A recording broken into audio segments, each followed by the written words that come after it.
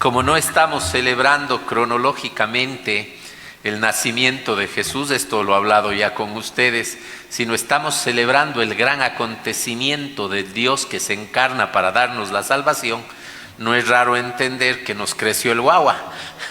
La semana anterior todavía estábamos hablando de la visita de los magos, estábamos hablando de cosas pequeñas, y cuando Jesús era pequeño, más bien, no cosas pequeñas, y hoy día de pronto ya encontramos a Jesús haciendo el inicio de su vida pública, en esta ocasión en la sinagoga donde todo mundo le conocía.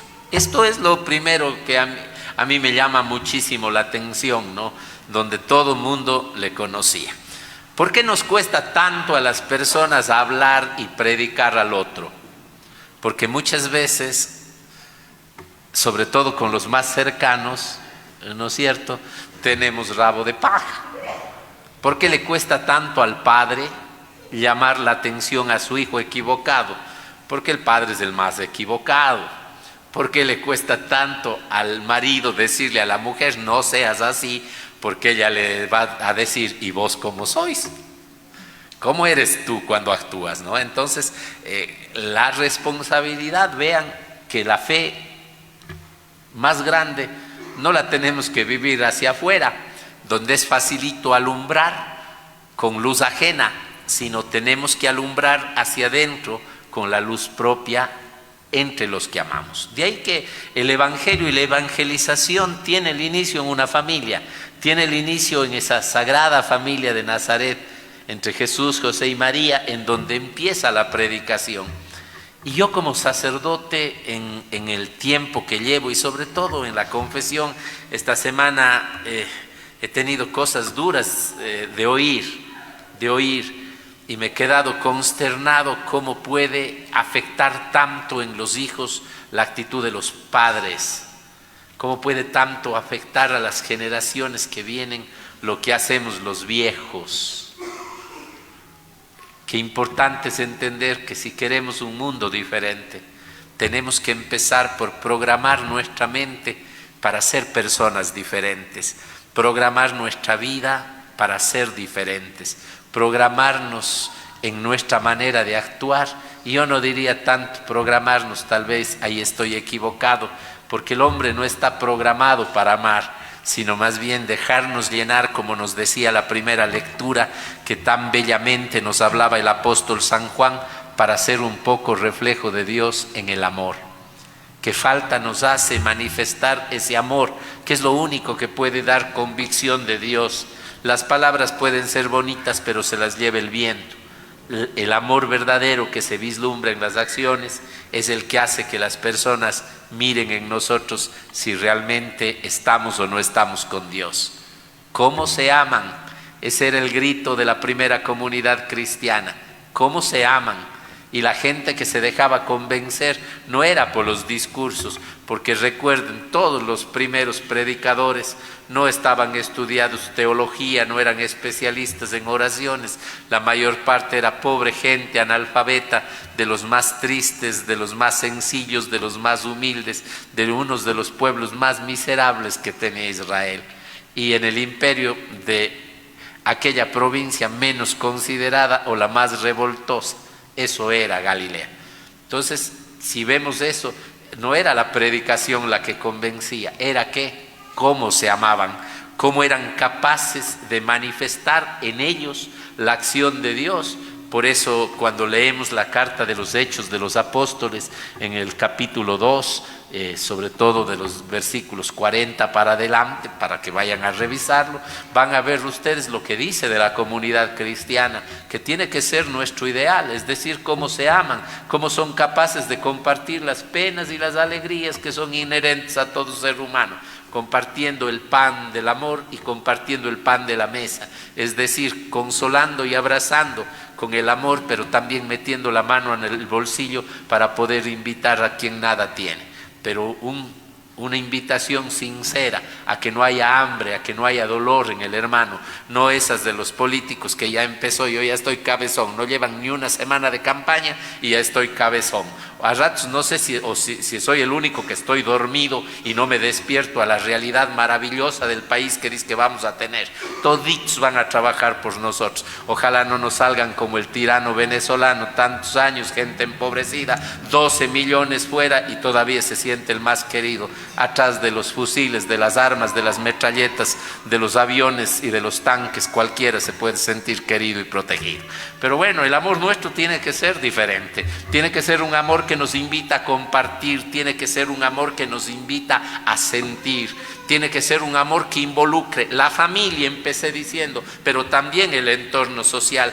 Por eso yo sé que a algunos a veces les cae mal cuando hablamos de temas políticos, pero hoy me dolía en el corazón mirar a un sacerdote que no le conozco, nunca en la vida he conversado con él, pero le miraba en la red social allá en Venezuela sangrando con la ceja rota por el solo hecho de tratar de ponerse para que entre hermanos no se enfrenten. El ejército no tuvo ningún problema de caerle a golpes y de sangrarle, y él lo único lo que decía es: no entren a esta comunidad con la bala, no entren con las bombas, aquí no estamos armados, solamente estamos manifestando nuestro deseo. ¿Cómo no he de hablar? Si a veces la gente dice eso, pero hay una canción que canta, ¿cómo es este que canta? Quiero aprender de memoria. ¿Cómo es? Ñaño, ayúdame tú. Leonardo Fabio, ya se me olvidó Ñaño. Leonardo Fabio, él tiene una canción que dice, habla de que él ve a Cristo a diario crucificado y dice: ¿qué culpa tengo de ver las cosas que pasan? ¿Qué culpa tengo de ver las cosas que pasan? Entonces, como cura les pido que me disculpen si a veces les molesta ese tema, pero ¿qué culpa tengo de ver las cosas que pasan? ¿Qué culpa tengo de ver que haya personas que vienen todos los días cuando atiendo el despacho, los que estoy?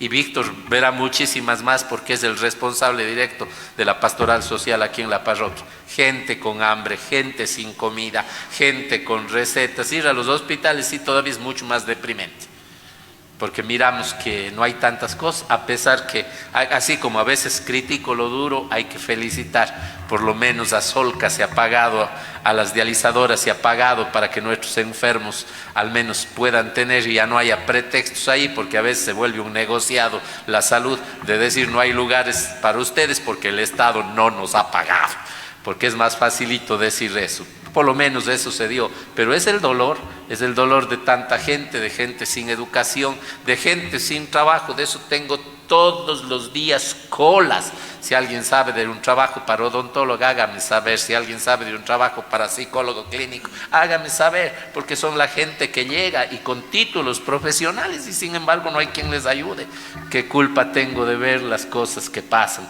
Miro que Dios tiene que sentirse amado, sí, en el hogar, en el amor de los esposos, en el respeto. Por eso empecé dando gracias a Dios por poder celebrar estos 50 años, que para mí es enorme, porque si no fuera realidad eso y no tan lejos en mi propia familia, ¿cómo me paro a predicar aquí? Si aquí tuvieras toditos divorciados al primer año, al tercero y al quinto, yo dijera: Marcelo, estás inventando tonteras, eso no es real, eso es fantasía. Pero afortunadamente hay otra pareja que está por ahí cumpliendo 60, no sé dónde están. Si me levantan la mano para ver dónde están los novios de 60 años que venían a dar gracias a Dios, por ahí han de estar. Capaz que se fueron de luna de miel antes de hora. Eso es después de la misa, ¿no? Entonces veo, afortunadamente, veo en medio del dolor, en medio de las cosas dolorosas, también hay que ver las cosas buenas que pasan. Y ahí está el amor de la iglesia cristiana. Y ahí está el amor de este Cristo que nos enseña que si somos verdaderos católicos, que si creemos realmente en este Cristo, nuestra bandera es el amor. Nuestra bandera es el amor, no es los discursos bonitos, no son las predicaciones, es un amor que se entrega, que se dona, como lo hizo Jesús. Y eso tenemos que entenderlo. Y aquí alguien me dirá: bueno, a mí me toca decir en general, pero tal vez lo que debía decir, si fuera un poquito más prudente: Marcelo, te toca amar más para que la gente crea más en ti. Porque hoy día vemos que Jesús, cuando inicia su vida pública allí, no les habla al resto. Él, cuando lee lo que tiene que hacer el profeta, cuando lee al profeta Isaías, el Espíritu del Señor está sobre mí, porque me ha ungido, porque me ha consagrado para llevar buena nueva a los pobres, para anunciar liberación a los cautivos, la curación a los ciegos, la libertad a los oprimidos y proclamar el año de gracia del Señor. No está hablando de otro. Él no entiende que eso lo van a hacer otros, porque obviamente a todos nos gustaría, y lo acabé de decir, ¿no?, que hagan los gobernantes, que hagan etcétera, que haga el otro. Pero sucede que hoy el Evangelio me recuerda una vez más que esto es un espejo, que el Evangelio es el gran espejo en el que tengo que pararme yo y en el que tiene que pararse cada uno de ustedes. No es para decir lo que tiene que hacer el otro, es para ver si ese Evangelio, esa buena noticia, esa palabra de Dios se está cumpliendo en mí. Y Jesús sí lo puede decir, cosa que yo no lo puedo decir, por eso me agacho todavía. Jesús dice, esto se ha cumplido hoy. Repitan ustedes, si estuvieron atentos. En Jesús se da el cumplimiento de esa buena noticia. Debería ser el clamor de cada uno de nosotros. El amor de Cristo se ha cumplido en mí. La bondad de Cristo se ha cumplido en mí. El perdón que me llama Cristo se ha cumplido en mí. Si de no, la profecía no tiene sentido. Siempre estamos esperando del otro. Y eso es verdad. Los feligreses esperan del párroco. El párroco espera de los feligreses. Los gobernantes esperan del pueblo, el pueblo espera de los gobernados, la asamblea del ejecutivo, el ejecutivo de la asamblea, el judicial de los otros. Nosotros, en fin, es un enredo de esperar. Es como cuando algo se cae, todos ven, han visto en las fiestas, se cae un pedazo de torta, todos ven, todos pisan y todos bailan encima de la torta, cuando solamente uno podría decir, y yo voy a marcar la diferencia, agacharse, quitar eso que no es tan grave. Y en la familia es igual, la familia se está hundiendo en el dolor, en la pobreza, en el resentimiento, en la infidelidad, en el vicio, y eres tú el que puede marcar la diferencia, diciendo eso se cumple en mí. Y cada cristiano debe sentirse llamado. Recuerden que por el bautismo todos somos ungidos y todos estamos llamados a cumplir la misión profética de Cristo. Cada bautizado debería estar llamado a sentir que el Espíritu Santo de Dios está sobre él y lo consagra para llevar esa buena nueva a los pobres en medio de tanta mala noticia, en medio de tanta tristeza, en medio de tanta violencia, en medio de tanta agresividad, llevar buenas nuevas. Esto habría que decirles a los pauteros de la prensa que está en todo lado, a los pauteros de las redes sociales, de la radio y de la televisión. Dejen de llenarse los bolsillos llevando mala noticia, recobren aquello que algún día hacía que el periodismo sea tal, hablar lo que son las cosas para iluminar un poco y buscar soluciones. Llevar buenas noticias a la gente, a la casa, a la familia, no ser mala noticia, la buena nueva, que significa evangelio, estamos llamados a aportar cada uno de nosotros. ¿Qué tal si en este año, verán que todavía no ha pasado mucho?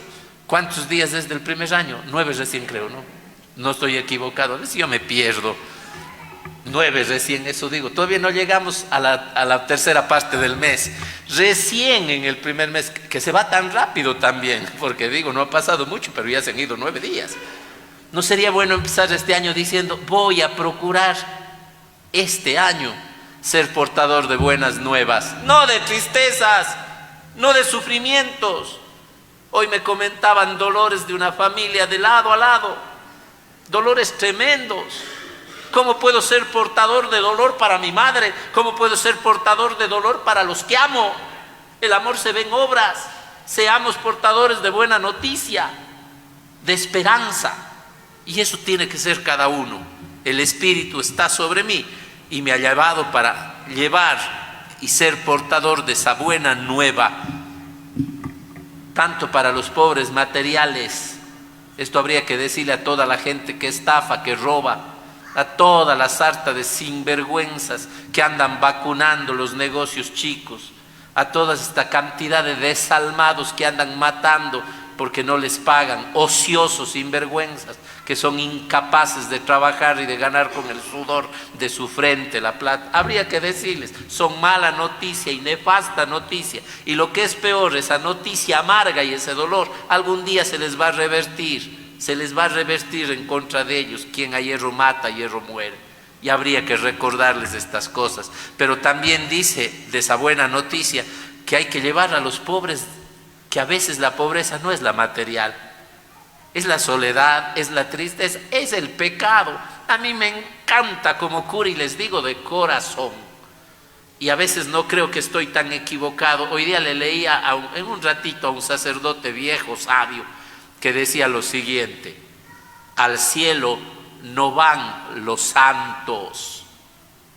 Si se ha puesto a pensar usted en eso, 23 años de cura tengo, 24 años de consagrado tengo, y nunca me había puesto a pensar en eso. Al cielo no van los santos, van los pecadores que se han sentido amados y perdonados por Dios y han corregido su vida y han oído la buena noticia. Eso me pareció hermoso. No hay un santo que vaya al cielo, el único santo bajó del cielo, que es Jesús. El cielo está para nosotros los pecadores y hay que llevarle esa buena noticia al que para mí es más pobre que el que no tiene ni siquiera ropa que vestir o una gota de agua que beber. El pobre de alma y de corazón, que encuentra que su vida no tiene sentido y que solo anda haciendo mal para llenar el vacío de su vida. A ese pobre decirle: hay un Dios que te ama a pesar de tu maldad, y lo puedo decir con nombre, a pesar de tu corrupción política, social, administrativa. A pesar de eso hay un Dios que te ama. Deja de ser tan pobre y querer llenar tu vida solo con dinero y busca su amor y busca su justicia. Habría que decirle a todos esos sicarios que se han cargado la vida de tantos seres humanos y han amargado: a pesar de que tú has hecho tanto daño, Dios te ama. Esa buena noticia para la pobreza de tu vida, para la miseria, para que te llenes con algo y te enriquezcas. Habría que decirle a tanta gente que el único motivo de su felicidad es un poquito de carcajada y de vicio, del que fuere. Decirle: Dios te ama, y busca esa riqueza enorme, porque a veces somos pobres de eso, somos pobres del alma, somos pobres de Dios. Y el que no tiene a Dios no tiene nada, aunque tenga millones en el banco, aunque sea escondiditos. Después dice: anunciar la liberación a los cautivos. Cierto es que hay gente cautiva de dictaduras como las que hoy tengo que reclamar. No puedo solo decir: Señor, bendice y da conciencia. Tengo que decir que está mal el tirano que se pone tantos años dizque a querer el bien de un país y no lo ha hecho. Ha empobrecido a tantos, así como los de aquí también. Tengo que decir, esos también necesitan ser liberados. Pero también hay los de casa. Por eso decía que me encanta cuando al hermano viene y se confiesa y le veo que sale liberado. Y se confiesa de estas, tal vez no son cadenas físicas o políticas o de represión como los que estoy haciendo referencia a nuestros hermanos de Venezuela por quienes oro. Pero tal vez son esas otras cadenas, traumas, complejos, depresiones, cosas que no han superado, y decirles: solo Cristo te puede liberar. Deja que rompa las cadenas de tu odio, de tu resentimiento, de tu tristeza. Sé libre. Qué lindo es verles cuando conversan, cuando se les da la absolución, cuando se les da una bendición y se sienten amados por Dios. Y eso lo puede hacer usted. No puede ser posible que todavía haya mujeres que tengan miedo del que el marido le pegue en este tiempo. Oigan, por Dios, ya es hora de cambiar. Bueno, también ha de haber maridos que tienen miedo que las mujeres les peguen, porque hay mujeres bravísimas, y no me digan que no. En esta parroquia conozco unas dos, ahí está. O sea, hay cosas de las que necesitamos ser liberados, de esas opresiones que necesitamos ser liberados. Tanto ciego que viendo no ve o no quiere ver, ciegos por conveniencia, ciegos ante lo evidente, ciegos que a su lado no pueden mirar cómo están destruyendo la vida suya o la de las personas que aman, destruyéndose ellos mismos. El que entiende lo que es Dios tiene que mirar lo que Dios quiere hacer con su vida y liberarse de esas cosas. Pero eso no va a pasar si tú no entiendes que ese evangelio se tiene que cumplir en ti. Salgámosle diciendo hoy al Señor: No, eso se cumplió en Jesús, no, eso se cumplió en el hermano Miguel, no, eso se cumplió en fulano, en sultano. Esto se ha cumplido hoy y se va a cumplir en mí, en mi familia. Que Dios nos ayude a coger esta palabra y a tener, como termina diciendo, un año de gracia, no un año de desgracia, a proclamar el año de gracia. Este año 2025, que sea un año de gracia, no un año de desgracia, un año de nueva vida, un año de esperanza, un año lleno de Dios y de su amor en nuestra vida.